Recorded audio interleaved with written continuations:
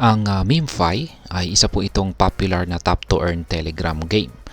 At nitong kahapon po ay naglabas po sila ng announcement na magkakaroon na naman ng delay sa kanilang token airdrop.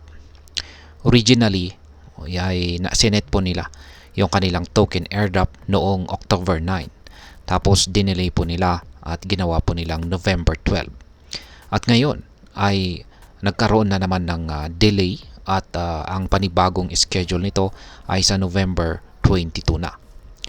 Kaya ang delay po na ito ay dahil po kasi sa kasalukuyang ginagawa ng mga developers at yung legal side nito sa token listing sa Sui network. Kaya yan po ang siyang ating pag-uusapan sa video na ito.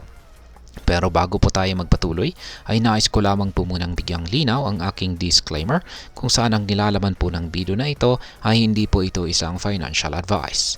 For education and information purposes lamang po ang layunin nito. Ngayon ay ano nga ba ang dahilan ng pag-delay? Bakit po ito naantala? Ang team po ng MemeFi ay nagsabi na ang delay ay dahil po sa natitirang trabaho na kailangan po nilang tapusin para sa token listing sa developer at saka legal side. Ito na po ang pangalawang formal na delay para sa kanilang token launch kung saan ay original po na naka-schedule pa noong October 9. At ngayon ay October 9 tapos inilipat sa November 12. Tapos nang nalalapit na ang November 12 ay linipat na naman reschedule na naman sa November 22. At ang final snapshot, para sa yung final snapshot naman po para sa mga player activity ay magaganap sa November 15. Ayan.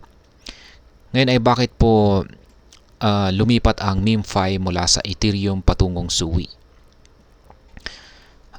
Dati, ang token launch ng MemeFi ay sa Ethereum Layer 2 scaling network ng linya. Pero noong October 25 ay inannounce po nila na ilalabas nila ito sa Layer 1 network ng Sui. Ngayon ay bakit ganito ang kanilang ginawa? Ang switch po na ito ay bahagi po kasi ng kanilang partnership kay Sui or sa Sui network creator na si Misten Labs, kung saan ay may mga strategic initiatives sa launch. Ngayon ay ano po ang magiging epekto ng delay na ito sa mga players? Para po sa mga players, ang delay na ito ay nagbibigay po ng dagdag na panahon upang maglaro at mag-earn ng tokens bago ang final snapshot sa November 15. Bagamat frustrating, ito ay isang oportunidad para mas madaming makuhang tokens. Dagdag pa, ito ay makakatulong po sa mga developers na tiyaking smooth ang listing at maiwasan ang mga potensyal na problema. Ngayon ay ano naman po ang inaasahang mangyayari sa token launch? Ang token po ng MemeFi ay naka-schedule na ilista or malista sa OKX exchange sa November 22. Bukod dito ay inaasahang magkakaroon pa ng mga karagdagang detalye ukol sa listing at posibleng iba pang exchanges sa mga susunod na araw.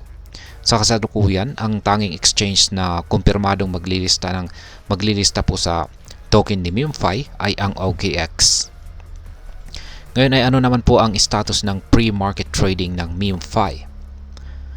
Noong October 25 ay nagsimula po ang pre-market trading ng MemeFi kay OKX. Sa kasalukuyan, ang MemeFi ay nagtitrade po sa halagang 20 digits 74.93. Ang pre-market trading ay nagbibigay po ng oportunidad sa mga users na mag-speculate sa magiging presyo ng token bago po ito i-launch. Pero kadalasan ay hindi po ito accurate. Ngayon ay ano po ang kalagayan ng ibang Telegram gaming projects? Itong si MemeFi ay isa lamang po sa maraming Telegram gaming projects na nag-release ng token ngayong taon. Ang Notcoin halimbawa ay nagtagumpay po sa kanilang token sa The Open Network or TON na umabot po sa market cap na $2.97 billion. Samantalang ang Hamster Combat naman, bagamat may malaking player base, ay hindi naging kasing tagumpay at bumagsak ang token nito pagkatapos umabot sa market cap na $646 $646.3 million. Ngayon ay ano naman po ang aking masasabi tungkol dito? Sa akin mong sariling opinion ay ang mga delays na ito ay maaring frustrating para sa mga players. Pero kinakailangan talaga ito upang matiyak ang maayos at secure na launch ng token.